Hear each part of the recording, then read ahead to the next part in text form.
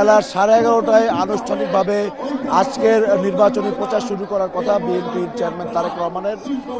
এই পৌর গ্রাউন্ড থেকে আজকে তার এই নির্বাচনী জনসভা প্রার্থী শুরু হচ্ছে 11:30টায় নির্ধারিত সময়। তবে কিছুটা দেরি হতে পারে, যেহেতু হোটেল রেডিসনে একটি প্রোগ্রাম শুরু হওয়ার কথা ছিল সকাল 9:30টায়, সেটি কিছুটা দেরিতে শুরু হচ্ছে। সে কারণে হয়তো এখানেও আসতে কিছুটা দেরি হবে। তবে ধারণা করা হচ্ছে যে 12টার মধ্যে এই প্রোগ্রামটি শুরু হবে এবং চট্টগ্রামের স্থানীয় যারা নেতা রয়েছেন এবং এই অনুষ্ঠানের যারা দায়িত্বপ্রাপ্ত নেতারা রয়েছেন তারা জানিয়েছেন যে বেলা 1টার মধ্যে চট্টগ্রামের এই পোলো গ্রাউন্ডের সমাবেশটি শেষ হবে।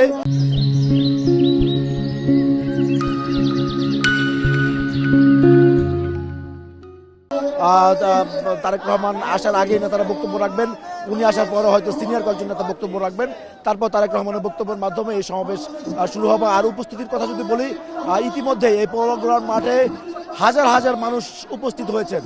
যদিও বিএনপির টার্গেট কয়েক লক্ষ মানুষের সমাগম, এই মাঠটি যথেষ্ট বড়। এখানে অন্তত 2-3 লাখ মানুষের উপস্থিতির ধারণ ক্ষমতা রয়েছে।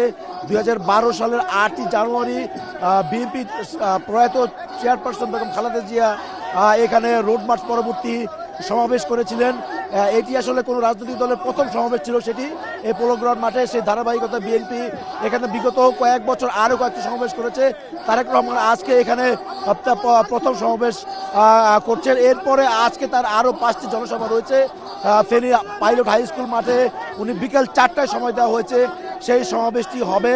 এরপর কুমিল্লার 14 গ্রামে 3য় জনসভা, তারপর কুমিল্লার শহরের পাশে সোহাগাজীর দিগবাজি মাঠে তারপরে সমাবেশ, এবং দাউদকান্দিতে আরও একটি সমাবেশ রয়েছে। সর্বশেষ কাঁচপুরের সমাবেশ, অর্থাৎ নারায়ণগঞ্জের সোনারগাঁয়ে সেই সমাবেশটি হবে। সেটি হয়তো গভীর রাতে হবে। সেই সমাবেশটি শেষ করে বিএনপির চেয়ারম্যান উনি তার গুলশানের বাসভবনে পৌঁছাবেন।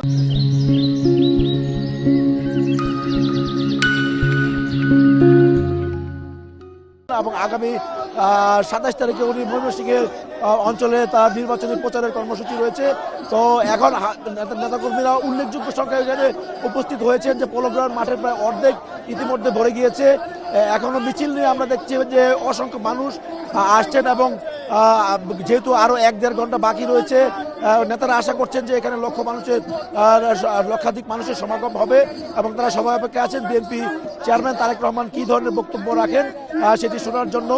ধারণা করা হচ্ছে যে এখানে চট্টগ্রাম মহানগর সহ চট্টগ্রাম জেলায় মোট 15টি আসন, এই 15টি সংসদীয় আসনের বিএনপির যারা প্রার্থী হয়েছেন তারা সবাই আজকে এই মঞ্চে থাকবেন এবং তাদের পরিচয় করিয়ে দিবেন তারেক রহমান, এবং তাদের পক্ষে ভোট চাইবেন তিনি। এছাড়া বিগত স্বৈরাচারের বিরুদ্ধে আন্দোলনে যারা গুম খুনের শিকার হয়েছেন, সেই যারা শহীদ হয়েছে তাদের পরিবারকে এখানে ডাকা হয়েছে। তাদের হয়তো আর্থিক সহায়তা দেওয়া হতে পারে এই অনুষ্ঠান থেকে।